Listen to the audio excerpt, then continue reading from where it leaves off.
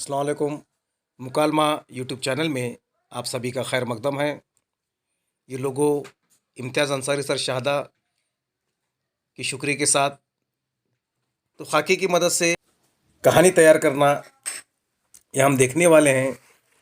ये कहानी अरमीना सिंह की कहानी से थोड़ी सी मुख्तलिफ है, मगर फिर भी जो निकात दिए गए निकात की मदद से हमें कहानी तैयार करना है। ज़रीन का ट्रेन में चढ़ना, भीड़ होने की वजह से गिर जाना, लोगों की बेबसी, दोनों टांगों का कट जाना, हौसला ना हारना, डॉक्टर बनने का अज़्म करना, अंत तक मेहनत करना, डॉक्टर बनना, बाइज़्ज़त मकाम पाना, लोगों के लिए मिसाल। यह निकात।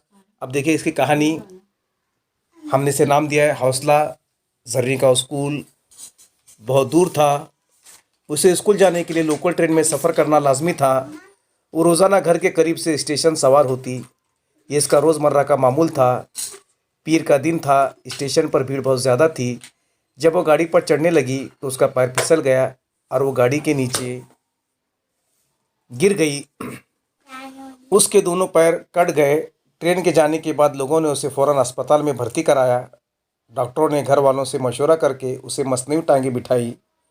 अब वो उसी के सहारे चल फिर सकती है, मगर पैर कटने के बाद भी उसने हौसला नहीं हारा, तालीम को जारी रखा।